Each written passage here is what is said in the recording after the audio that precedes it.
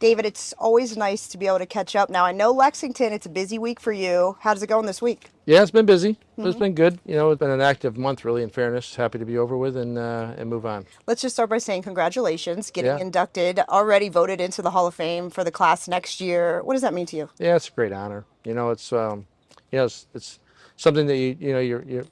I don't want to say it's your goal and whatever, but if you achieve that, and you see the people who are in there, and it's the pinnacle of the sport, and it's a great honor, and I'm humbled to be there, and it probably hasn't really sunk in yet. So When we think about your late friend and your partner, Jeffrey Stein, going back to 1989, you guys first kind of kick things off with Preferred Equine, and you've worked your way into all facets, it seems, of the sales company. Started there with 140 horses to start back that year. What a dream you guys must have had, and I know you're probably so proud of where it's gone. Oh yeah, he'd be proud too, and that's part of the Hall of Fame too. Joining him a little bit, Mhm. and it was a great partnership. You could almost say opposites attract because we were different personalities in a lot of ways and different talents and things like that. But I think that's what made us such a great partnership, and it was a partnership until he died in 2012, unfortunately, suddenly. But we always have Jeff in our memory, and it's been a great ride. And then the last 12 years, you just can't hit the gas pedal and you just go. You know what I'm saying? And I never took a new partner on, and he was kind of like an ideal partner, and you probably can't replace him. Now, the process of getting the yearlings here throughout to get here in the fall to be ready for the sales, it's a really long process. It starts very early on, even the prior year. It does. Even the sale just concluded last night, and everyone will take a deep breath. But by the time you get the Harrisburg sale, people are already starting to think about next year, Mhm. and there's going to be a lot of trade. Listen, we just had a $61 million sale last night. Harrisburg's going to have their sale. London's going to have their sale. Ohio had their $8 million sale. Indiana's going to have their sale. So obviously, a lot of the financial transactions and the transaction of the horses, buying and selling, happen this time of year. So you really have to be on your game. Economics come into play as well, with budgeting and planning. And just to talk about the sale this year, what are our thoughts overall? You know what? It was good. Ended up being the fourth highest gross of the history of the sale. Average was down 5%. But at the end of the day, if you look at the top 11 buyers, they bought 239 horses last year. They bought 236 this year. They spent 21 million last year, 17 million this year. So if you look at the top end of the market, where the buyers are, there's a little bit of readjustment there, and people were a little critical of the catalog. We had 80 Walners. They ended up still having the highest average. They averaged 131,000. Pacers, held their own as well. So, the first, second, and the third day were all, within par. Fourth day dropped off a little bit. Don't really know why. We'll assess that. I don't think the horses dropped off that much, but the market did that day, and then we rebounded last night for Now, sure. one So thing when you talk about the buyers, they've changed recently. A lot of those bigger owners have gotten out. That one thing we can't stop is time, and yep. they've moved on, and they're not in the business now. How do you feel?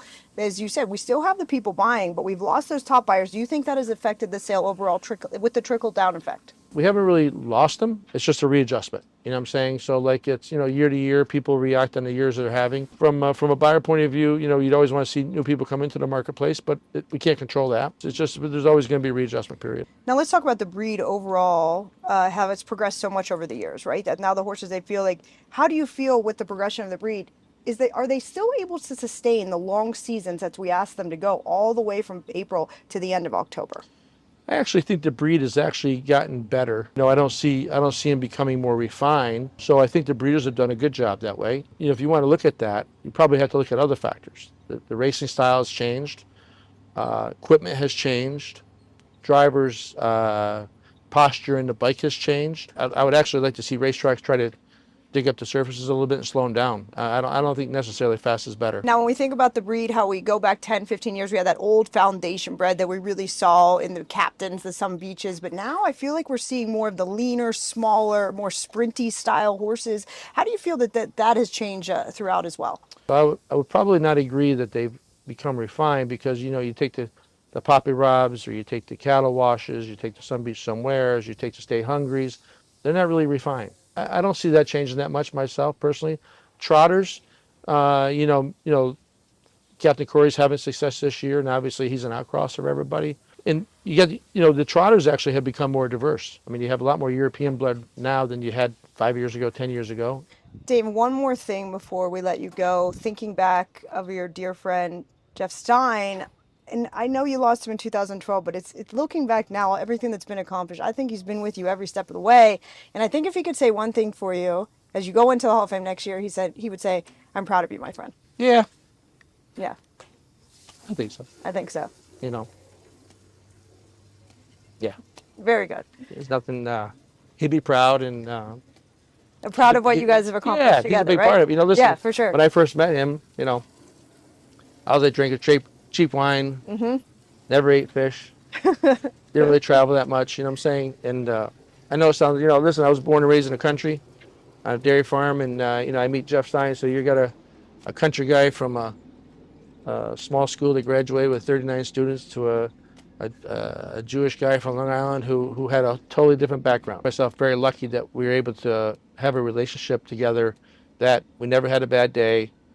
We left the families out of it. You know, we were very friendly to each other's family, but we just, business was business and family was family. I just want to say thank you so much for your time, everything you do for the industry, and all the success for Preferred Equine, who's really set the standard for everything that has to do with the breeding side and more for our standard bred industry. And I just want to say once again, congratulations on the Hall of Fame. It's so well deserved, and no one deserves it more. Well, listen, there's probably other people who deserve to be in there. You know what I'm saying? And but you can't control that. Yep. And I'm not going to turn it down. I've been lucky all my life. Like with partnerships, like with horses, like with family, like with my health. You know, it's so a lot of blessings and a lot to be thankful for, and and I appreciate you guys giving me the time, and I'm sure we'll see you guys down the road.